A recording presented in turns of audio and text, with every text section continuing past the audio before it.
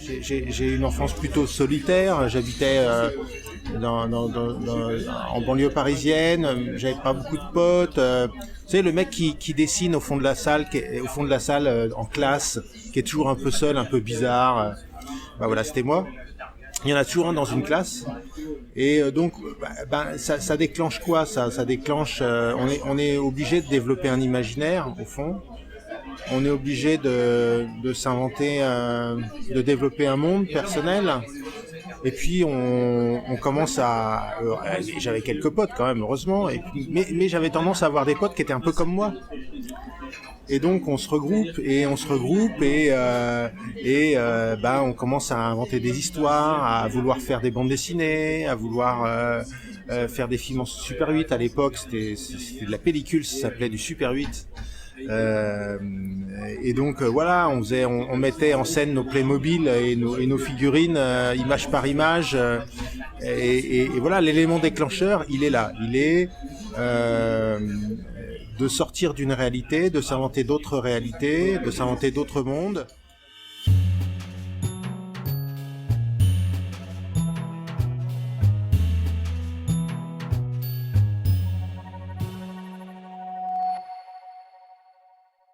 Bienvenue dans Éléments déclencheurs.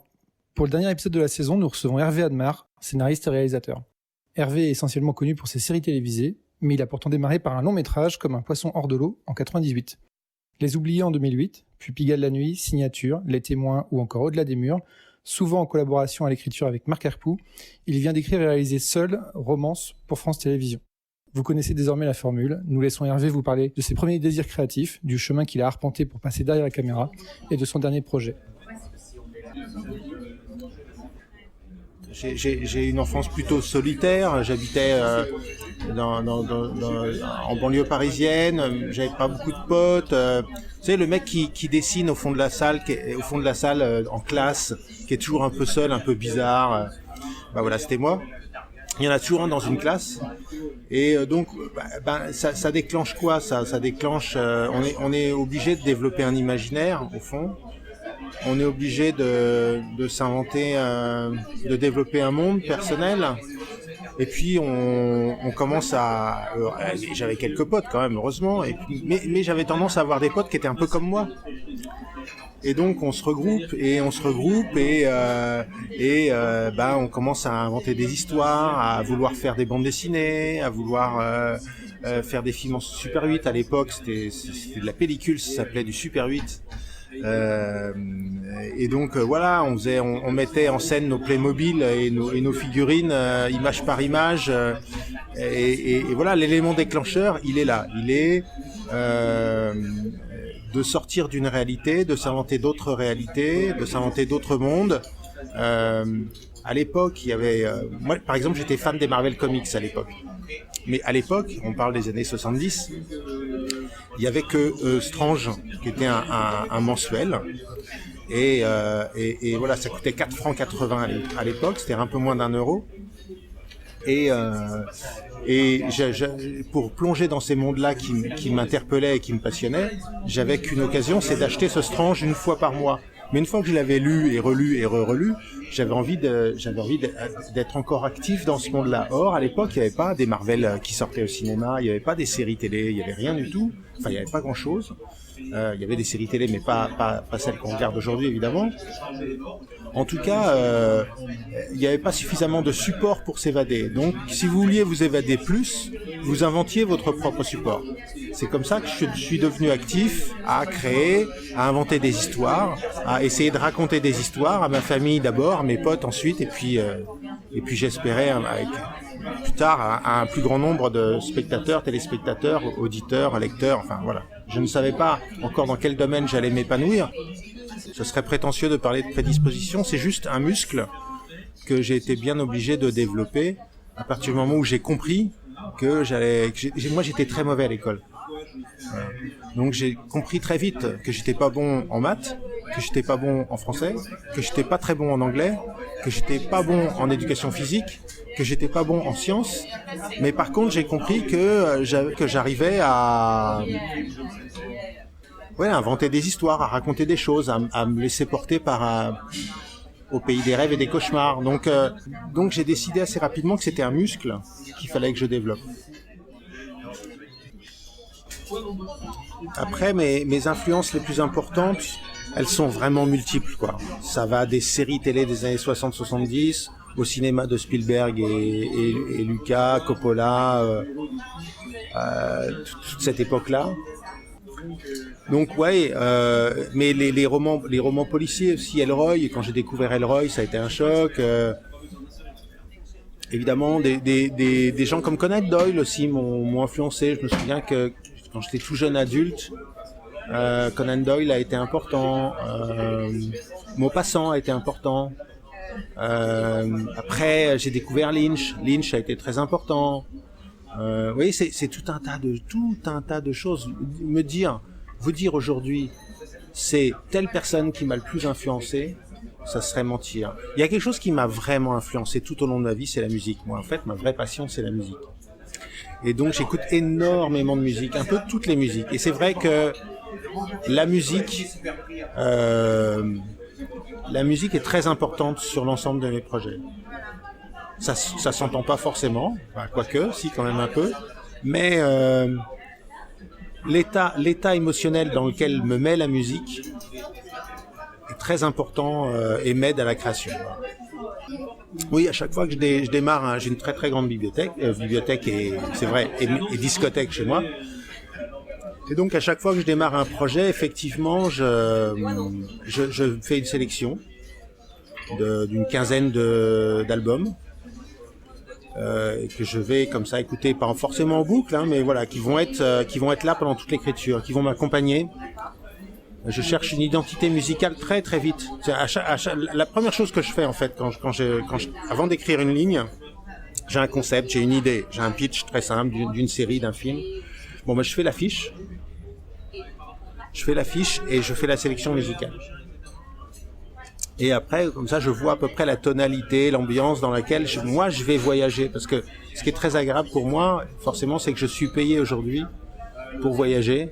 Mais voyager à l'intérieur de mon cerveau un peu malade, en fait. Mais voilà, on me paye pour voyager et pour ensuite faire profiter de ce voyage au plus grand nombre possible. C'est assez scientifique, ce que je veux dire. Les goûts musicaux se figent aux alentours de 16-17 ans. Aux premiers émois sexuels. Donc quand tu trouves ton identité sexuelle, c'est à peu près là que les goûts musicaux se figent. Donc ce que tu écoutes à 16-17 ans te suit en général toute ta vie. Et donc moi, quand j'avais 16-17 ans, on est en plein dans les années 80, milieu des années 80. Et donc l'arrivée des synthés a été très très importante pour moi, l'arrivée de l'électronique et pas du digital, mais de l'électronique, des premiers synthés analogiques. Voilà, toute l'école de Sheffield, c'est-à-dire Cabaret Voltaire, Even Seventeen, les premiers Human League. Bon, il y en a tellement, mais ça a été Kraftwerk, toute cette école-là a été très très importante. Chez moi, aujourd'hui, j'ai une pièce entièrement dédiée à ça, c'est-à-dire que j'ai une 25 synthés. Et je fais du design sonore, moi. Dans Les Témoins, saison 2, par exemple, j'ai 1 heure de musique que j'ai faite, moi, en fait. De sound design, plus que de musique, d'ailleurs. Si Éric de Marsan, qui est le compositeur avec lequel je travaille, m'écoute, il va me frapper. Mais voilà, donc je viens de là, des synthétiseurs, de la recherche sonore. Ensuite, j'ai découvert l'IRCAM, j'ai découvert la musique contemporaine. Voilà, je suis allé là-dedans pas mal. J'écoute aussi beaucoup de jazz, plein de choses différentes. Mais donc voilà, chaque projet a son identité musicale et ça m'aide à trouver l'ambiance, la musicalité des dialogues, la musicalité du texte, forcément des personnages, les vibrations qui dégagent. La musique, ce ne sont que des vibrations. Donc voilà. Je vais être un peu prétentieux. Tu crées un monde en fait à part entière. C'est-à-dire qu'il s'agit avec des images et des sons. On parle d'audiovisuel, il y a audio devant le visuel, quoi. Donc il s'agit effectivement quand on réfléchit à un film, une série, il s'agit d'appréhender l'audio et le visuel et de trouver l'identité de cette histoire, de l'habiller de la meilleure des façons possibles. Oui, ça m'arrive effectivement de faire moi-même, de travailler moi-même sur la matière sonore. Pourquoi ? Parce que ça m'amuse. Parce que je suis passionné par ça, que j'ai les outils chez moi. Alors, je dis pas que les compositeurs avec lesquels je travaille sont ravis de ça. Hein. Forcément, ils sont un petit peu. Des fois, je récupère leur musique, je l'étire, je la trafique, je la tends, ça devient une matière. Et je travaille le son, effectivement, comme je vais travailler l'image, étalonner les couleurs. Voilà, je vais retravailler les mélodies. Je vais souvent sur les témoins, par exemple, j'ai rajouté beaucoup de nappes au fond, des choses, travailler sur les fréquences. Alors, je sais très bien qu'ensuite, quand ça va passer en télé, il y a que quelques centaines de personnes qui vont entendre ça. Mais c'est pas grave, je le fais pour elles, et puis je le fais pour moi aussi. Ça me demande, je serais payé exactement pareil si je le faisais pas, et ça me prend énormément de temps de le faire. Mais je le fais parce qu'on veut tous faire voilà, je veux être le plus honnête possible et je veux être le plus satisfait possible de ce que je fais. Je suis jamais vraiment d'ailleurs, mais voilà. Et puis c'est par passion, c'est par envie surtout. Pourquoi alors évidemment on démarre par des courts-métrages. Les courts-métrages ont marché, j'ai fait un long qui était très mauvais. J'adore le cinoche, mais je crois que j'aime encore plus la série télé parce qu'effectivement elle propose des univers et des mondes entiers qui peuvent s'épanouir, se développer, vivre et quelquefois mourir sur plusieurs saisons en plusieurs années. Et ça c'est très très intéressant. Quand on aime comme moi plonger dans des mondes particuliers, le cinéma c'est formidable. On rentre dans une salle de cinéma, il n'y a rien de plus beau que de vibrer, sourire, avoir peur, pleurer en même temps que d'autres spectateurs dans une même salle. Mais la série télé offre d'autres plaisirs, et elle offre des plaisirs qui pour moi en fait sont plus proches de la littérature. C'est-à-dire que quand vous rentrez chez vous le soir, vous êtes dans un bon bouquin, vous retrouvez vos personnages préférés, vous ouvrez un chapitre, vous fermez votre chapitre le soir, le lendemain soir vous aurez un autre chapitre. La série c'est un peu pareil. C'est-à-dire que vous regardez un épisode, vous retrouvez vos personnages préférés, vos émotions préférées, vous fermez votre épisode et le lendemain soir, si vous voulez replonger dans le même monde, vous ouvrez un autre chapitre. Et donc ça c'est quelque chose, c'est une forme de consommation de la fiction, des formats qui m'ont vraiment attiré très tôt. Et donc quand j'ai eu l'opportunité, après le long métrage, de faire des séries, je suis allé à fond là-dedans parce que ça m'intéressait vraiment. En plus on était quand même à une période, on parle du début des années 2000, 2005, 2006, où en France, il n'y avait pas grand-chose. Enfin, il n'y avait pas grand-chose. Il y avait Commissaire Moulin et les débuts de Mimi Mati, mais s'il y avait peut-être la première saison d'Engrenage qui avait été diffusée sur Canal, mais c'était tout, quoi. Et donc, il y avait tout à faire en France. Je suis arrivé au bon moment, c'est-à-dire au moment où il y avait l'opportunité de franchir des paliers, d'essayer de faire des choses différentes. Je suis arrivé au moment où les industriels, c'est-à-dire les diffuseurs, les producteurs, ont compris qu'il fallait proposer d'autres choses aux téléspectateurs, qu'il fallait commencer à essayer d'autres choses. Et donc j'ai eu cette chance-là d'arriver au bon moment. Oui, c'est vrai. Oui, il se trouve que là, les derniers projets que j'écris, je les écris seul. C'est pas par besoin absolu, c'était par plaisir. Mais enfin, c'était pas nécessaire. J'aurais pu développer un univers moi tout seul, mais c'était quand même vachement plus agréable d'être une bande de potes et voilà quoi. Et puis ça, regarder les autres travailler, regarder les autres réussir à faire des choses, c'est très stimulant. Regarder les autres échouer, c'est très stimulant aussi. Ça permet de mieux se comprendre soi. Enfin voilà, c'est essentiel. Et sur Marc Hercou, c'est différent. Marc Hercou, je l'ai rencontré quand j'ai vendu à Ciné TV et à France 3, à France Télévisions, l'idée de faire la toute première série que j'ai écrite et réalisée qui s'appelle Les Oubliés. On est en 2006, 2007. J'avais pas envie 6 x 52, je l'avais jamais fait. J'avais pas trop envie d'écrire ça tout seul.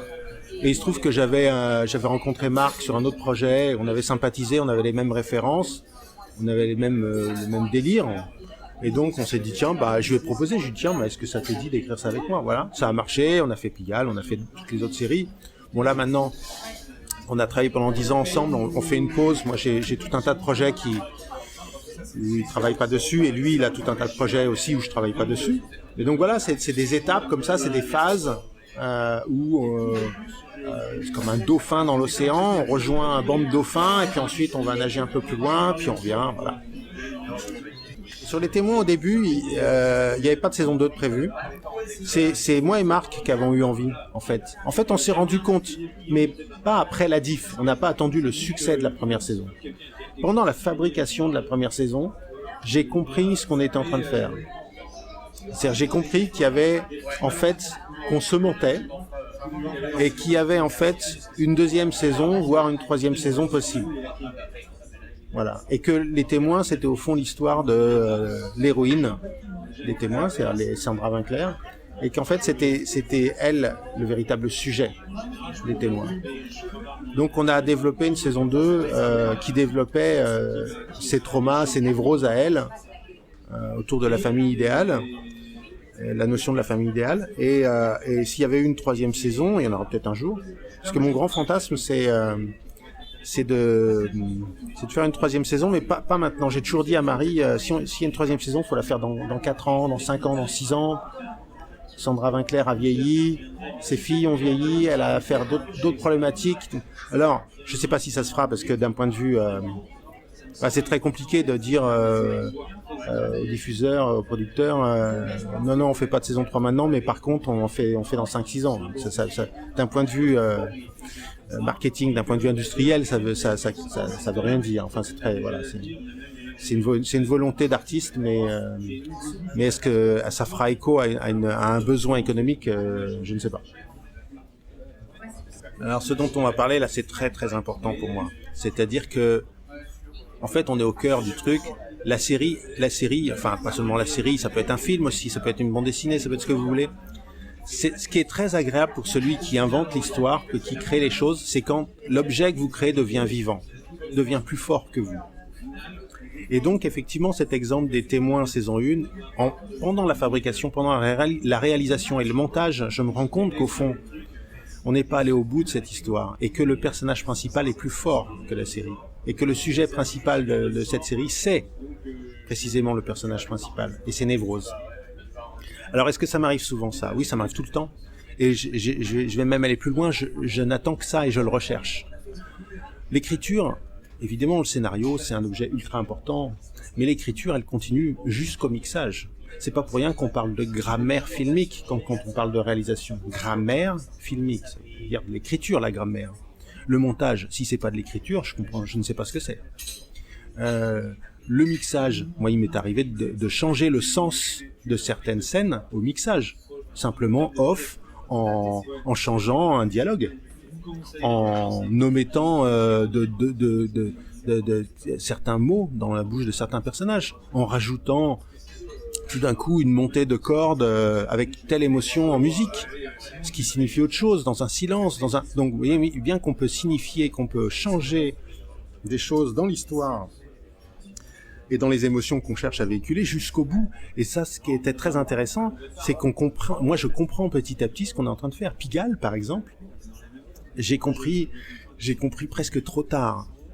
J'ai failli comprendre trop tard. Et je l'ai vraiment compris à la toute première projection de ce qu'on avait fait. Ça, c'est fascinant. Pigalle, donc après Les Oubliés, la première série, je suis dans le métro. Canal vient me voir, me dit tiens, est-ce que ils avaient adoré Les Oubliés, est-ce que t'as pas des idées de séries pour nous?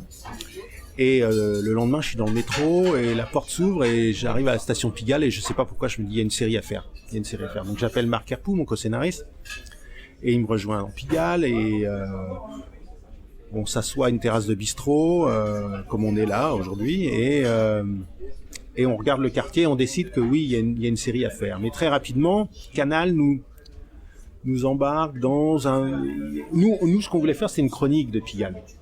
On suit plein de personnages différents. Et puis très rapidement, parce que ça rassure tout le monde, nous y compris, Canal nous dit ça serait bien quand même de mettre un petit côté thriller dedans.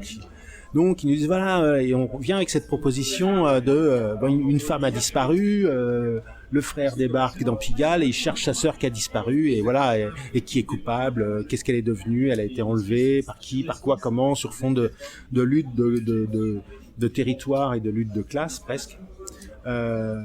Donc voilà, ils nous emmènent vers le thriller et nous on y va à fond parce qu'on adore le thriller avec Marc.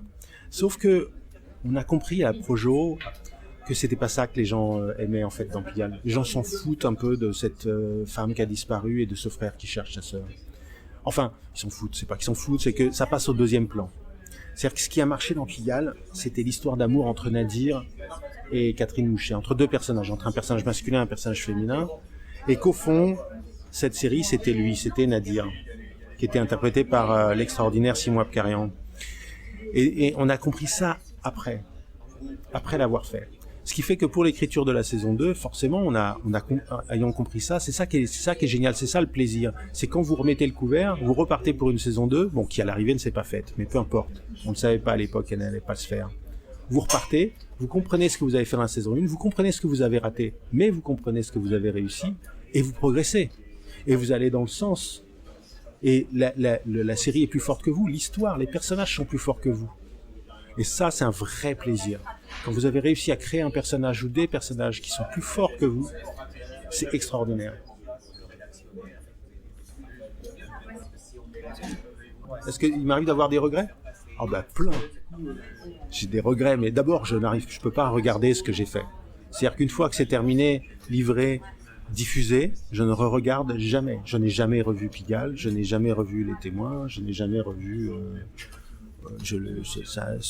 ça m'appartient plus, et puis j'ai plus envie, non mais j'ai tellement bossé dessus, c'est tellement de travail, c'est 2 ans à chaque fois, quoi, 2 ans de ma vie à chaque fois, 24 heures sur 24, on se l'est dit tout à l'heure, pas seulement à travailler les images, mais à travailler le son, à travailler le marketing, à travailler la sortie, c'est tellement...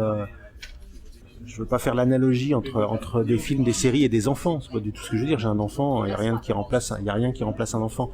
Mais en fait, faire une série ou un film, c'est un peu comme élever un enfant jusqu'à ce qu'il ait sa majorité. Sauf que au lieu que ça se passe en 18 ans, ça se passe en 2 ans. Oui, vous vivez des émotions en accéléré comme ça, puis tout d'un coup, le gamin, le film, la série, il a fini ses études, il a 18, 20, 25 ans et puis il s'en va de la maison. Alors un enfant, heureusement, vous le revoyez. Moi, un film et une série, j'ai du mal à le revoir. Ouais. Mais est-ce que je regrette des choses ? Ah ouais. Oui, bah, heureusement, parce que c'est un des moteurs qui me permet d'avancer. C'est-à-dire qu'à moi, à chaque fois que je redémarre un projet, c'est... Bon, alors, où est-ce que je me suis planté la dernière fois ? Ok, je me suis planté là et là. Donc, je vais faire ça comme ça. Et évidemment, la beauté du truc, c'est qu'à chaque fois que vous démarrez une affaire, à chaque fois que vous démarrez un projet, à chaque fois que vous êtes un peu dedans, vous avez l'impression que ça va être le plus beau film du monde, la plus belle série du monde. Et il faut avoir cette sensation-là, sinon vous partez pas 2 ans comme ça. Il y a une espèce de sensation de faire un truc génial. Et puis bon, petit à petit, vous vous rendez compte que en fait, pas forcément. Mais alors il y a des choses que j'ai réussi, mais heureusement il y a des choses que j'ai ratées. Ouais. Plein. Mon désir de création, comment je le gère aujourd'hui, je suis quelqu'un d'assez mélancolique. Et il y a quelque chose qui s'appelle le facteur temps, et le temps passe. Alors, je dis pas qu'il me reste plus que 3, 4 ou 5 séries ou films à faire. Mais enfin, je me rends compte que je sélectionne un peu plus. Je prends un peu plus de temps de décision avant de me dire, ok, les 2 prochaines années, je vais les passer sur tel projet. Et on me propose plein de choses, souvent, que je refuse parce que d'abord, je préfère développer mes concepts perso. Mais je refuse aussi parce que c'est compliqué de me dire que je vais passer 2 ans sur un truc où je suis pas à 150% dessus. Voilà. Il y a encore quelques années, à 80%, je pouvais y aller. Là, maintenant, j'y vais plus. Si je suis pas à 110 ou 120%, j'y vais plus. Alors, est-ce qu'à l'heure des nouvelles plateformes, est-ce qu'à l'heure des nouveaux diffuseurs, des Netflix, des Amazon qui arrivent, est-ce que ça m'ouvre de nouvelles possibilités créatives, éditoriales? Oui et non. C'est-à-dire que je fonctionne pas tellement comme ça. Moi, je fonctionne dans le sens inverse, c'est-à-dire que j'ai une idée de série ou de film et je me dis bon, alors c'est pour qui? Ah, cette idée-là, c'est pour France Télévisions. Ah bah cette idée-là, c'est plutôt pour Netflix. Aujourd'hui, j'ai monté ma boîte, je travaille sur... pour qu'une série se fasse, j'en développe 5-6 en général. Donc j'ai 5-6 projets en parallèle, un peu comme des lignes de pêche au bord d'une rivière, et puis j'attends que ça morde. Il y en a une qui mord, une canne à pêche qui mord, et ben voilà. Mais les autres sont toujours à l'eau avec les petits asticots au bout qui gigotent encore un peu. Donc voilà, j'ai 5-6 séries comme ça. Alors il y en a, je vais pas proposer les 5-6 pour Netflix, ou les 5-6 pour Amazon, ou les 5-6 pour Canal, ou les 5-6 pour France Télévisions, ou Arte. J'en propose une à France Télé, une à Arte, une à Netflix, puis je vois qui mord. Voilà, c'est comme ça que ça se passe. Alors, est-ce que j'ai atteint une maturité? Ça serait encore super prétentieux de dire que j'ai atteint une maturité de quoi que ce soit. Oui, je sens que je passe des paliers. Je sens que je progresse, parce que c'est un de mes moteurs. Moi, je fais des choses pour apprendre, pour progresser. Alors, est-ce que j'ai atteint une maturité? J'espère que non. J'espère qu'il me reste plein de choses à faire pour atteindre cette maturité, parce que sinon, ce serait... Voilà. Non, j'ai pas envie de me dire que j'ai atteint du tout une maturité. J'ai envie de me dire que je continue à apprendre. J'essaye de me mettre pas en danger, mais j'essaye de sortir de ma zone de confort assez régulièrement. Je suis en plein dedans en ce moment, cette sortie de zone de confort, justement pour continuer à apprendre et à progresser. Je sors effectivement. Pour sortir de ma zone de confort, j'essaye effectivement de faire évoluer mes interlocuteurs. Et mes collaborateurs aussi. J'ai travaillé pendant 10 ans avec presque la même équipe et je sens qu'il faut que je change un petit peu. Je sens qu'il faut que je me mette en danger un petit peu plus. Ouais. Oui, faut pas se laisser enfermer. Ça serait très facile pour moi de m'installer dans le thriller nordique. Je pourrais faire des polars ad vitam aeternam dans le nord de la France.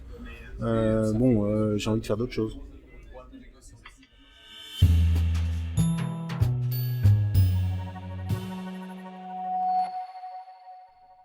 Merci à vous d'avoir écouté ce 6e numéro d'Éléments déclencheurs et merci aussi évidemment à Hervé Admar d'avoir effectué la rétrospective de sa carrière en notre compagnie. Pour la petite anecdote, si c'est le dernier entretien que nous mettons en ligne, c'est le premier que nous avons enregistré, Mathieu et moi. C'est celui-là même qui nous a confirmé qu'on tenait peut-être à un concept sympa. On est donc ravis de boucler la boucle avec lui et de vous avoir proposé l'écoute de cet entretien et de ceux qui ont précédé. Éléments déclencheurs, c'est terminé, du moins pour le moment. Il est probable qu'on vous propose de nouveaux échanges par la suite, d'autant qu'on a encore pas mal d'idées de gens intéressants à interroger. Mais on va se reposer un petit peu et réfléchir à la manière dont on pourrait relancer la machine, éventuellement en améliorant la formule. Sur ce, on va remercier dans l'ordre les artistes qui ont bien voulu nous accompagner durant cette première salve, à savoir Mélanie Fazi, Cyril Pedrosa, Jonathan Barré, Anne et Gérard Guiraud et donc Hervé Admar. On tâchera de relayer l'actualité de chacun d'eux dans les prochains temps sur nos réseaux sociaux.